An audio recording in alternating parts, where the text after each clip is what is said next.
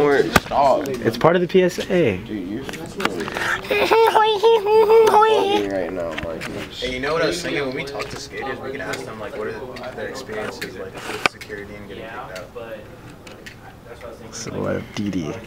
That's where we're actually doing. We're going to Westchester to skate at lunch, but that's like, I met him a long time ago. I just skated. He's like super good. He's got Brad style. Yeah, he was like, go in there and ask for Eric. And I couldn't pronounce your last name, so I felt bad. I was like, I'm calling it asking for somebody I've never met. I don't even know his last name. Sentianin. Sentianin. I'm Chris. Chris? Nice to meet you. Nice to meet you. We were trying to see if we could like... Darian. Darian. Nice to meet you. Darian, right? Yeah, it's fine. Marcus, nice to meet you. But yeah, we were trying to see if we could like maybe interview you. Darian. Like really busy. Yeah. You're a really busy person, but Chris, just like a couple seconds. And not even like a couple, but just like, you know, just quick. We can work something out. I'm pretty flexible. I don't know what your guys' schedule's like, but we're at... now I just want to break out for lunch and go skate for about 40 minutes. I feel you.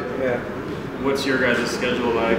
Well, we're at school from 9 to 1:15 every day, so we get out early. But if you can do something after 1:15 if you want.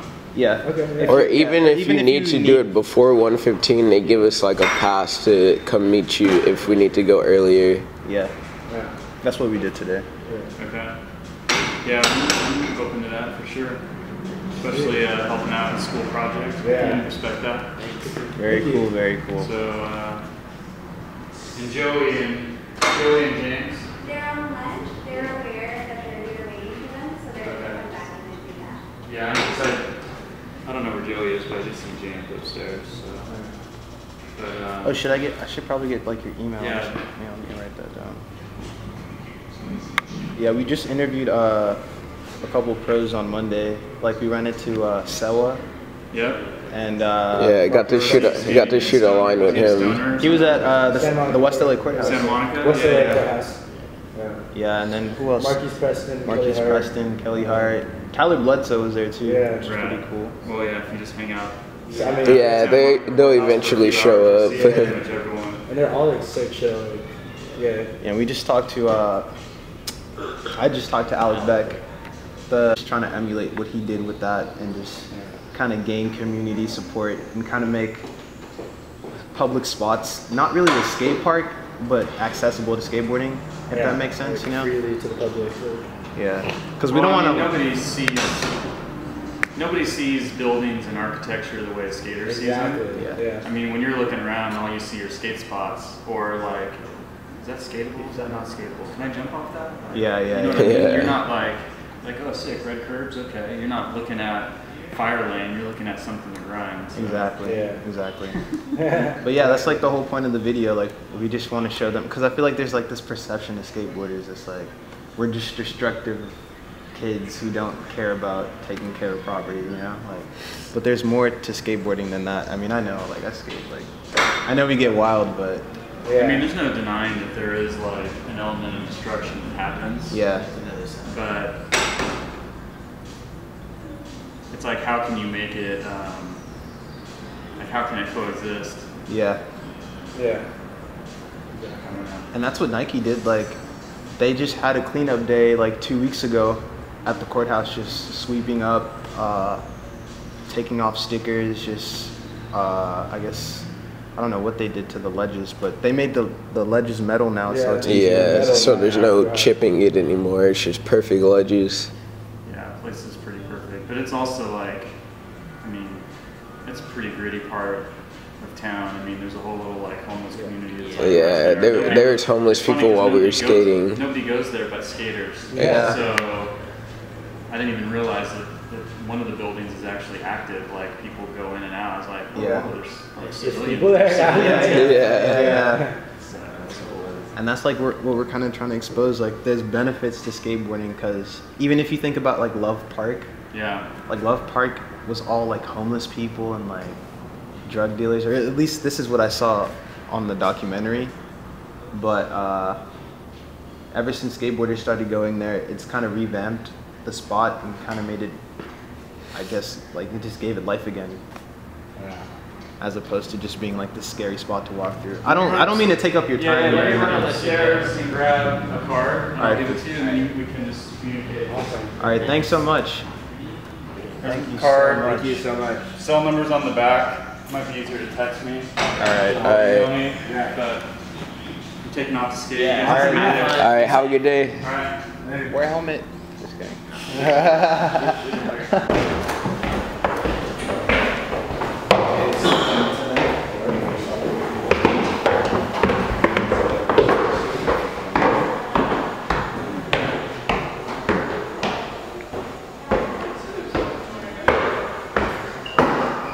My name is Eric Sentianin. I'm the hard good product developer here at Dwindle Distribution. Thank you so Is that much. good? Yeah, thank you so much for your time. How long have you been skateboarding here? Oh my gosh, I'm gonna date myself right now. I've been skating since '84. Dang, that's pretty tight. Yeah, I got my first board when I was 12. I remember saving up all the money I got for my birthday and I went and bought a Steve Caballero. And I was like, yeah, that's pretty much when I fell in love right there. Pretty dope. All right, what does skateboarding mean for you? Like, as cliche as that question is, you know? Pretty much freedom is the biggest thing. Like when, I don't know, there's just something that when I step on my board, everything else just seems to fade away. And for me at that point, when I'm rolling, there's just no other, feeling like it in the world. That's pretty awesome. What makes street skateboarding different from skating in a skate plaza or at a skate park? Well, I guess you could say like a controlled environment versus like, I don't know, just the outside world. That's just, to me, when you're street skating, there's just that adventure factor to it where you're not necessarily sure what you're going to find, what you're going to run into, and there's that element of surprise of you're not sure even, like, you find a spot, you're not even sure what trick you're going to do there. You just kind of suss it up and then you start going for it. That's pretty tight. Are you familiar with the West LA Courthouse and how it's like skatable now? I am. I've been there once now. And it's pretty awesome. Yeah, we were just there Monday, and before the interview, we kind of did research on like Alec Beck and IKSB and how they set that up, and they had like a code of conduct or like a set of rules. Do you think we could, or not just us in this room, but they could continue something like that, but with more spots, maybe like Wilshire or I don't know, even like what they're trying to do at Love Park, if they like set some sort of code of conduct, the skate community would be willing to support it? Yeah, so that's a tough one. I mean, it's cool what they did, obviously, because the courthouse is such a historical landmark in terms of skating. There's just so much stuff that went down there. Yeah. And right now, it even seems like an unused piece of property in LA. So, even by having Nike SB go in there and clean up that spot, they basically were inviting, people to inhabit that, basically that plaza again. And skaters have kind of brought it back to life. And it's good that they're actually putting some responsibility on the skaters who go there to uphold themselves as, model citizens of the community to make sure that they look after their spot because it could be easily taken away. Yeah, very true. Do you think that there's any benefits to skateboarding? Because I feel like a lot of property owners could see skateboarding and be like, well, how would that benefit me? They could see it as very one-sided. Yeah, I mean, yeah, that gets into a tricky situation, right? Because ultimately, you look at it and people think that we're,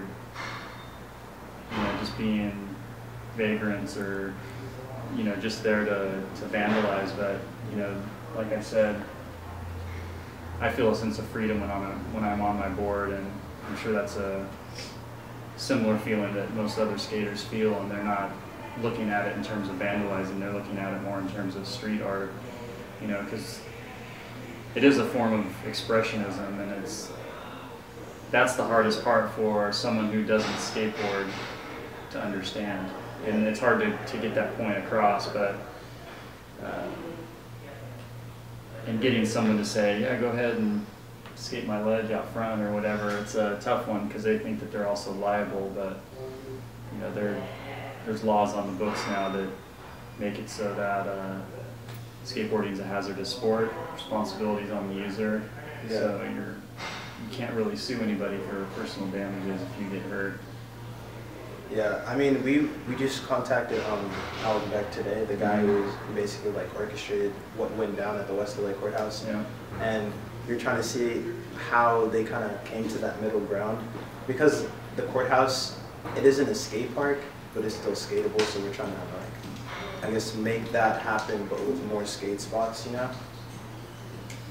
Yeah, like I said, that's kind of like an uphill battle, but you know, at the same time, like communities are definitely more open to it, especially since, you know, just in the last 15 years, you've seen an explosion of skate parks across, you know, LA County, Orange County, San Diego County, like all across the United States. Like they're just kind of popping up all over. So people are definitely kind of loosening those restrictions on skateboarding, but letting skaters just skate, you know, like public property or a public plaza, that one's, like you only see that really in foreign countries where the police don't really care if you're skating like a plaza in Barcelona or whatever. They just, I mean, they know that there's more important things to fight crime than a couple skaters.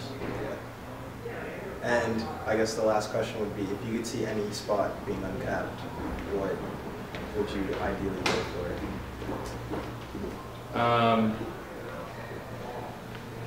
To be honest, if I had free reign anywhere, it'd probably be where I went to school, is UCSD. That was that's University of California, San Diego. And there's so many spots at that place that have, over the years, like have been in so many different videos, and just being able to see so much stuff go down while I was going to school there. But now it's all knob. There's a bunch of, you know, some spots have been completely removed, and you know, also the cops on campus pretty much frown on skating, so it'd be nice if you could actually have free reign of a place like that. So that would probably be my first choice. Yeah. I know I said this was the last question, but this just popped in my head. You think if skateboarders had a better understanding of, I guess, the concerns of property owners, they could, I guess, kind of change their attitude towards skating publicly, maybe like coming only at certain hours or being more courteous in skateboarding? I think ultimately, if you just think of it in terms of mutual respect and not a sense of entitlement, then that's a much easier ground to compromise on than just, I guess, assuming that everything is, you know, I guess that's like a me thing versus like an everyone thing. And for me, it's just, I try to live by mutual respect, and I think that's the best way to go about it. You get things, I don't know, to me it's easier to negotiate that way. Yeah. All right, thank you so much, Eric. No problem, appreciate it. Thank you. Yeah, thank you. Awesome. Yeah, no worries. Hopefully that helps out. Good luck with your project. Thank you so much. And we'll see you guys around at the Well, not to skate, but just Huh? not to skate. Not just to skate. Yeah. To what? To talk to him about the project. A project. Just run into like security guards or skate stoppers, so we're making this documentary to kind of shift the perception of like property owners. And I thought of like Girl in Chocolate mainly because you guys have been in the industry so long, and I was kind of wondering if you guys would be willing to be like interviewed and kind of, I guess, share your stories and your experience. That's possible to set up. Who all were you trying to interview? Just me, or? I mean, anybody who's here. I know like you guys are kind of spread out, but yeah. Or if you want, I can even like, if I could get like your email or something. Yeah, let's do an email one because right now I'm kind of in the middle of something. Oh yeah, Can't really probably do it right now. Yeah. But let's communicate on email, and then we can figure out some time to do it, or do it over email or over the phone or something like that. Okay. No problem. Do it. We actually just came from Dwindle right now. Oh yeah. And Any headway over there? Oh no, we were over there interviewing like Joey Brzezinski and Eric. What was his last name? Sentianin or like. I forgot how to say his last Okay. name. Yeah. Cool. Yeah. Cool. Yeah, we're just trying to compile as many like perspectives as possible, you know. Right on. Let me give you my email, and then yeah, we can catch up sometime.